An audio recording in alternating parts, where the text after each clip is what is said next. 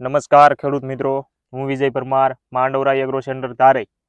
તો ઘણા ખેડૂત મિત્રો હજી એવા પ્રશ્ન છે કે જીરામાં લીલો પીળો સુકારો દેખાય છે, તો તેના નિયંત્રણ માટે શું કરવું? તો ખેડૂત મિત્રો, હું તમને પહેલાં જણાવી દઉં કે જો અત્યારે ઘણા ખેડૂત મિત્રને 60, 70, 80 દિવસ આજુબાજુ જીરા થઈ ગયા છે અને પિયત આપે છે અને સુકારો હોય, ટૂંકમાં એમ કહી શકાય કે નોર્મલ શરૂઆત હોય તો તમે ખર્ચો કરો.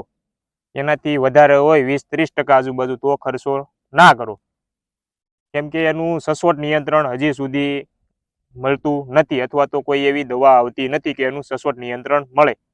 પણ આપણે તોય થોડીક માહિતી આપીશું કે જો શરૂઆતમાં સુકારો હોય તો એને નિયંત્રણ કેમ કરવું.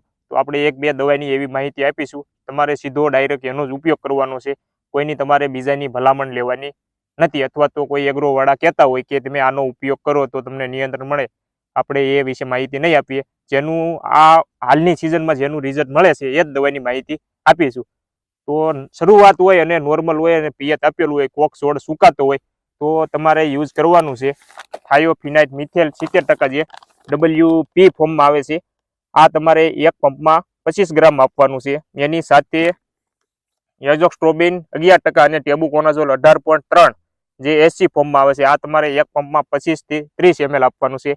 આ બેનનું મિશ્રણ કરીને તમારે સ્પ્રે કરવાનો છે. પણ જીરામાં સુકારો સ્ટાર્ટિંગ હોય તો જ તમારે આનો ઉપયોગ કરવાનો છે, એટલે તમને સારું એવું નિયંત્રણ જોવા મળશે. બાકી 30-40% ઉપર હોય તો આનું પણ તમને એટલું રિઝલ્ટ ના મળે.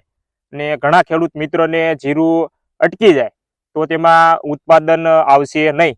એમાં એક જ દોડવું બંધાય અને છોડનો એટલો ગ્રોથ નથી થતો, એટલે આપણા જેટલો ખર્ચો કરીએ સુકારામાં એટલું પણ ઉત્પાદન નથી આપતું. અને બીજી દવાની વાત કરીએ તો એ છે બાયરનું એલિયટ. આનો પણ બહુ યુઝ સારો અને સારું એવું રિઝલ્ટ મળે છે આ સિઝનમાં. તમારે એક પંપમાં 40 ગ્રામ આપીને તમે સ્પ્રે કરી શકો. પણ તમે એલિયટનો યુઝ કરતા હોય એ પહેલાં કોઈ 2 દિવસ એસિડિકવાળા દ્રાવણનો ઉપયોગ ના કરેલો હોવો જોઈએ. ફોસ્ફરિક એસિડ છે, સલ્ફર છે, કોપર ઓક્સીક્લોરાઇડ છે, અને તમે એલિયટનો યુઝ કરો. એ સ્પ્રે કર્યા બાદ 2 દિવસ તમારે કોઈ એવા એસિડિકવાળા પદાર્થનો ઉપયોગ કરવાનો નથી, ટૂંકમાં દવાનો ઉપયોગ કરવાનો નથી. કે એલિયટ એક એસિડિક છે, એટલે તમે એસિડિકવાળા ડોઝનો તમે ઉપયોગ કરો તો દ્રાવણ ફાટે અથવા છોડ ડેમેજ થાય એવો બધા પ્રશ્ન રહેતા હોય. એટલે તમે આનો ખાલી એક એલિયટનો જ ઉપયોગ કરજો અને થોડોક ઘાટેથી સુકારો હોય એટલે તમારે સ્પ્રે કરવાનો, વીઘે 4-5 પંપ જેટલું આપવાનું. તો આ 2 દવા અત્યારે આ સિઝનમાં સારામાં સારું રિઝલ્ટ મળે છે. અને બીજા ખેડૂત મિત્રોનો એવો પણ પ્રશ્ન હતો, અમારે સુકારો છે અને કાળી શરમી માટે પણ ઉપયોગ કરવું છે, તો તમે એના વિશે થોડીક માહિતી આપો. તો એના વિશે પણ તમને જણાવી દઉં. જે આપણે આ એઝોક્સ્ટ્રોબિન અને ટેબુકોનાઝોલ કીધું, આપણે આ એક જ દવા ચેન્જ કરવાની છે. તમારે એની જગ્યાએ એઝોક્સ્ટ્રોબિન 4.8 પ્લસ ક્લોથ્રોથાયોનિલ 40% જે SC ફોર્મમાં આવે છે એ તમારે થાયોફિનાઇટ મિથાઇલ 70% જે કોઈ બી કંપનીનું તમે લઈ શકો. આ બંનેનું મિશ્રણ કરીને તમારે આપી દેવાનું છે. સુકારામાં પ્લસ કાળી શરમી માટે બંનેનું એકી સાથે તમને નિયંત્રણ જોવા મળશે. પણ શરૂઆત હોય તો કાળી શરમી માટે તમારે એડવાન્સમાં થઈ જાય અને સુકારામાં બંનેના કોમ્બિનેશનથી તમને ઘણો ફાયદો થશે.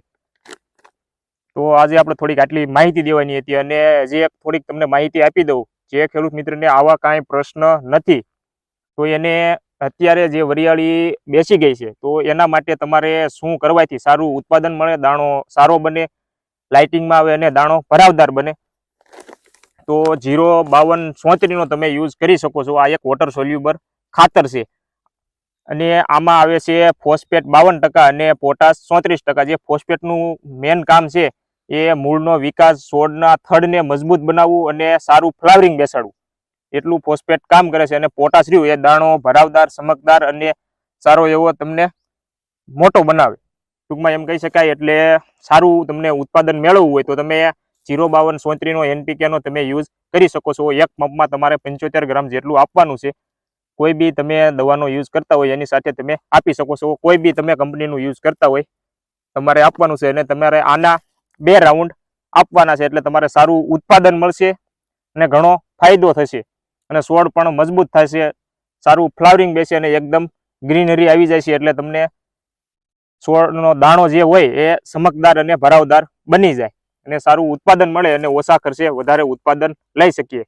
તો અવશ્ય તમે આનો ઉપયોગ કરજો. વરિયાળીની અવસ્થાએ જીરું આવી ગયું હોય, ફ્લાવરિંગ સ્ટાર્ટિંગ હોય, વરિયાળી બેસવાનું શરૂઆત થઈ ગઈ હોય, ઘણો બેનિફિટ છે અને ઉપયોગ તમે કરી શકો છો. તો આપણે થોડીક આજે આટલી માહિતી આપવાની હતી. ઘણા ખેડૂત મિત્રના પ્રશ્ન હતા એટલે કીધું વિડીયો બનાવી અને થોડીક માહિતી આપવી. એટલે સુકારામાં એમાં ખોટા ખર્ચા ના કરે. જીરું સારું હોય તો તમે અવશ્ય સારી દવાનો ઉપયોગ કરો. આટલી માહિતી દેવાની. આપણે ઘણા વિડીયો સુકારાના મૂક્યા છે અને તો બી આ પ્રશ્ન છે. તો આજે આપણે ફરી એકવાર થોડીક માહિતી દીધી. તો આપણે આજના વિડીયોમાં આટલું જણાવવાનું હતું અને કાંઈ એવો પ્રશ્ન હોય તો નીચે મને કોમેન્ટમાં જણાવજો. અને તો ખેડૂત મિત્રો, તમને વિડીયો પસંદ આવ્યો હોય તો આપણી ચેનલને લાઇક, શેર અને બીજા ખેડૂત મિત્રો સુધી વિડીયોને શેર કરી દેજો, તેથી તે વધારે ખર્ચો ના કરે સુકારા માટે. તો આપણી એટલી ભલામણ છે. તો આજના વિડીયોમાં આટલું જણાવવાનું હતું. જય ભારત.